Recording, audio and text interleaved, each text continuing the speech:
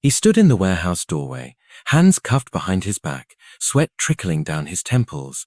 The weight of injustice landed instantly. Police had accused him of handling stolen military-grade firearm. He had complied, quietly at first, but enough that his silence turned suspicion into accusation. A turnaround, the detective hissed, voice brittle with assumed authority. The man turned slowly, revealing the tattoos faintly visible on his neck and chest. The Navy SEAL's insignia hidden beneath his shirt collar, almost invisible to those untrained, but unmistakable to anyone who understood what they meant. That was his moment. They saw the ink, hesitated, froze. In that pause, everything shifted. Marcus Quinn did not speak. He never needed to. For decades, he'd carried his calm like armor, built from bodies he'd carried, from battles he'd survived, from secrets he had buried at his own expense. He'd never needed permission to exist. He only needed to be seen. I'll drop him. The words came from one of the detectives. A junior officer teetered between following orders and swallowing pride. The elite unit he had once commanded had faded into rumor, but the tattoo told a story no fancy resume could match. The cuffs released with a soft click. Silence descended. Marcus had once walked through deserts where the sky burned at noon, and at night only gunfire mapped the terrain. He had carried the weight of fallen brothers, their names etched into his memory and into the fine lines across his knuckles. Each scar a quiet tribute, each heel burn a whisper of survival. He had learned early that silence sometimes holds more power than commands, shouted into clenched fists. It was a lesson earned in the stillness after mortar blast, in the hush of triage tents where the living and dying lay side by side. He had walked out of the military quietly. No medals, no applause, just an upright posture and a secret that many had paid to bury. Now, as the detectives backed away, the man who stood second guessed reality. Before, he had a fence in his grip. Now the look in his eyes flickered between fear and regret. He had accused a civilian, a possible veteran mate. Now he faced someone who had earned those scars in silence and paid for them with loyalty that needed no validation. The detective spoke again, voice quivering. Sir, can you explain? But the words died in his throat. Marcus's eyes swept the warehouse, boxes stacked high, crates stamped military property, not for civilian use, a cluster of officers shifting uncertainly. He began stepping toward them, each footfall quiet but intentional. He reached the innermost officer and touched the shirt where the tattoo rested. Marcus adjusted his jacket, no dramatic flourish, just a shift that felt as careful as a salute. He said nothing. The air changed. They didn't know it then, but that tattoo carried secrets some men had swore to keep buried. It marked him as a veteran of missions denied by history, whose entries had been scrubbed from logs. Thief operations, black ops, unofficial orders. They whispered his name in lengths, never printed in papers or museums. The strip search was cancelled.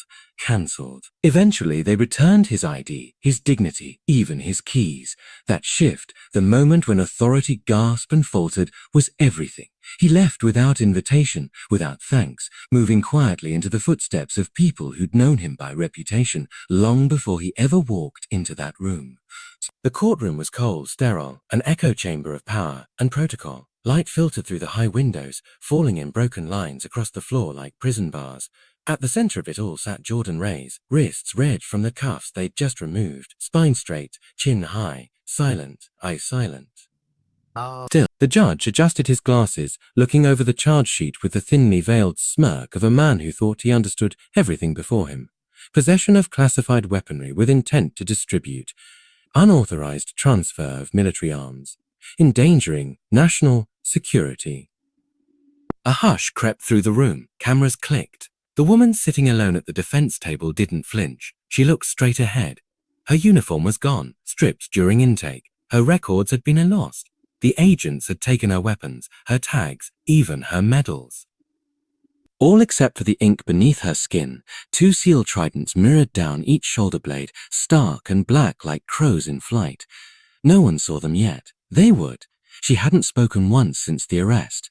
No calls, no pleas, not even a protest. The public defender had tried, awkward, fumbling, and entirely unprepared for the woman who sat beside him. Miss Reyes. The judge leaned forward, patronizing now. This is your opportunity to speak, to cooperate. She remained silent. The prosecutor stood, smug and sharp. He wore arrogance like a badge. Your Honor, the government has reason to believe this woman has been in possession of restricted armaments for over 3 years, including, he paused dramatically, a gear exclusively used by Navy Tier 1 operators. Whispers exploded around the room. Where would a civilian even see such weapons? The prosecutor asked, gesturing to a screen where grainy surveillance footage played. The camera had caught her in a storage unit, moving crates, inventorying gear. Her movements were exact, efficient, muscle memory born from repetition, not theft. But they didn't know that. Not yet. 15 feet away, a Marine veteran named Derek watched from the gallery. He wore plain clothes now, jeans, hoodie, boots that still carried sand in the soles.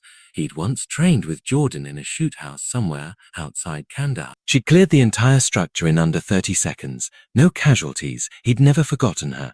He leaned forward, watching her jawline, stoic, rigid, as if carved from silence. Her eyes scanned nothing, but he saw it then. A twitch in her temple, a signal. She was waiting. Jordan's history couldn't be found in any public record. She had been part of a covert unit, silent, lethal, invisible, even to the military itself. They called it Division Thornlight, unofficial, untraceable.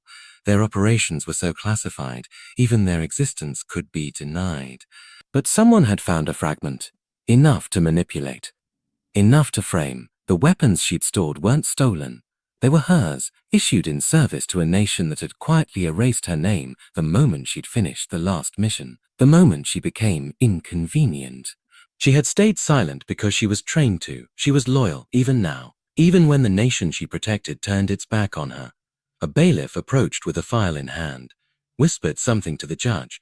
His expression changed subtly, a muscle tensed in his cheek.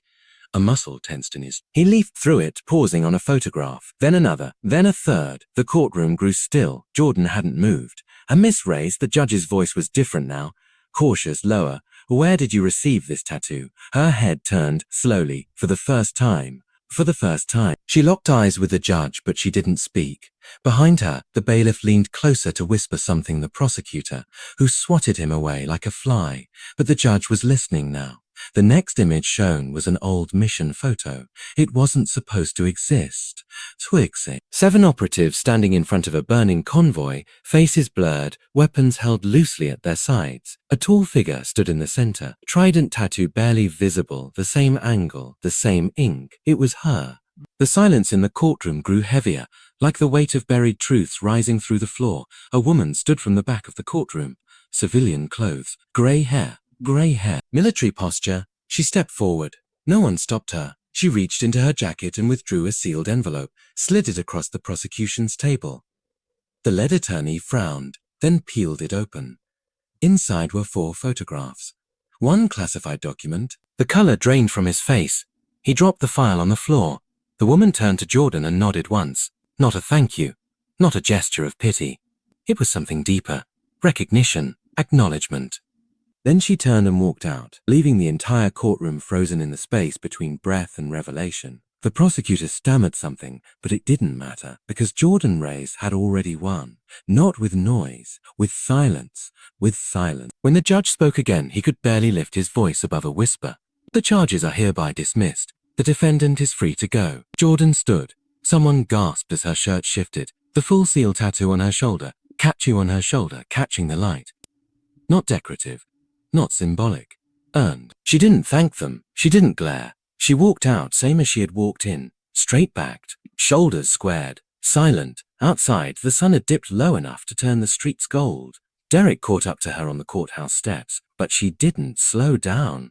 You didn't have to say a word, he murmured. She paused just for a breath. I said everything they needed to hear. Then she walked on. She left the courthouse as quietly as she had entered, yet the air around her shifted.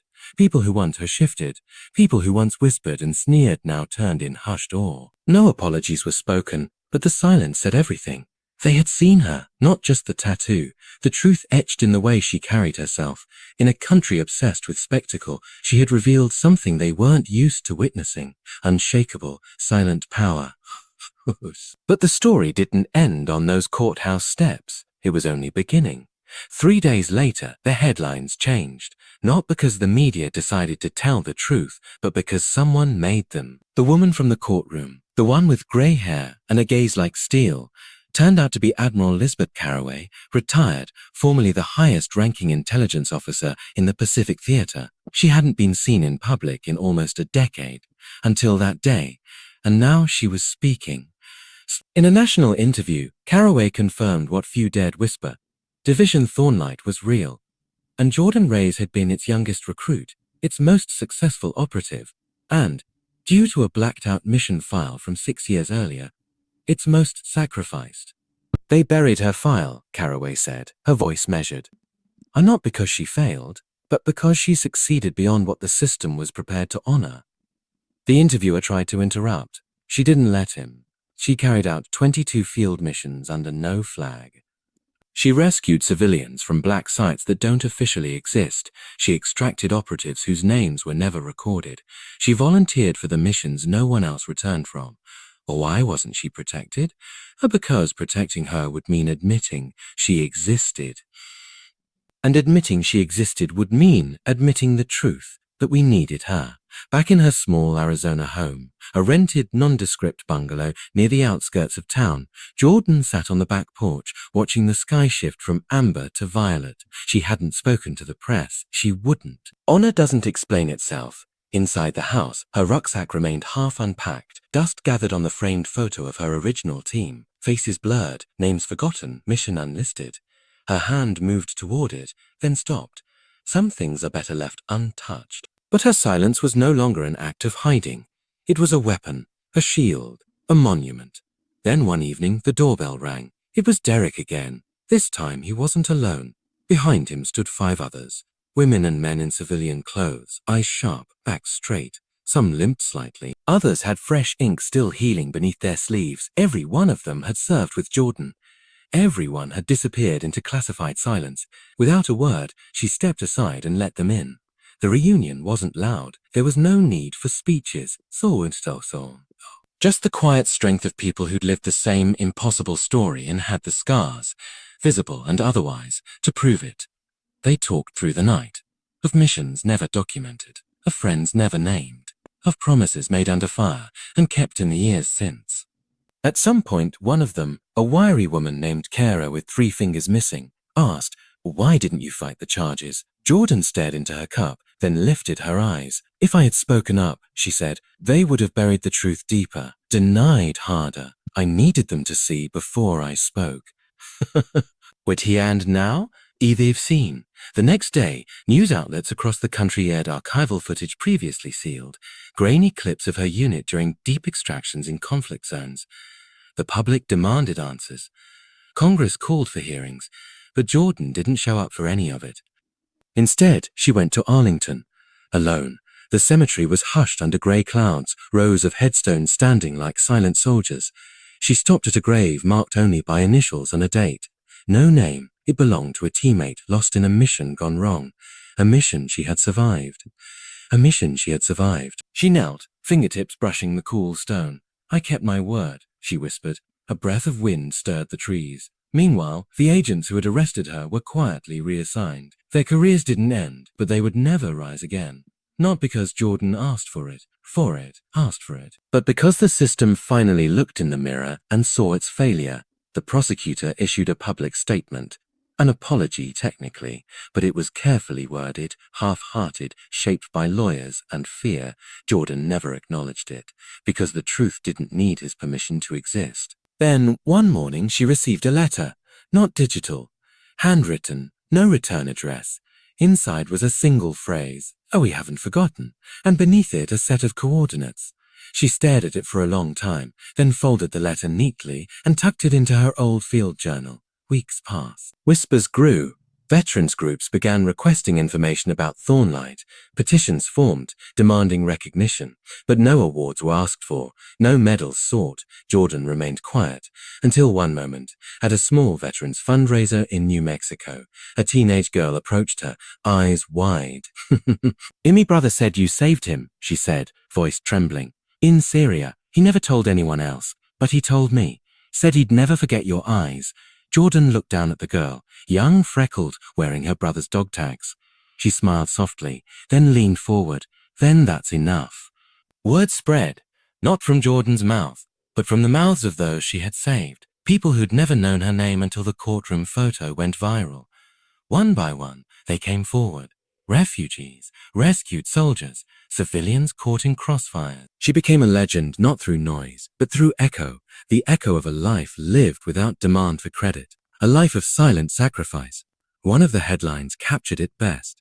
She didn't speak until the nation had no choice but to listen. And then another, the woman with the seal tattoos, walked alone, but we're walking with her now. In the years that followed, Jordan built something small, quiet, a recovery retreat for operatives like her. Not therapy, not charity, just land, silence, space. The world kept turning. People kept forgetting, but not everyone. Every year, on the same day, her old team would return. They'd sit around a fire, sometimes speaking, sometimes not. No stories were recorded, no cameras allowed. But the scars spoke volumes. And the tattoos, they weren't just ink anymore. They were maps. To every sacrifice they'd made, every memory buried, every life saved in silence. Somewhere out there, another young soldier was probably being trained for impossible missions. Another operative was being prepared to walk through fire for a country that might one day forget her name. But maybe, just maybe, because of Jordan Ray's, the forgetting would take a little longer, or stop altogether, because someone had dared to be silent, until the world had no choice but to listen. And when it finally did, it stood, not in applause, but in respect.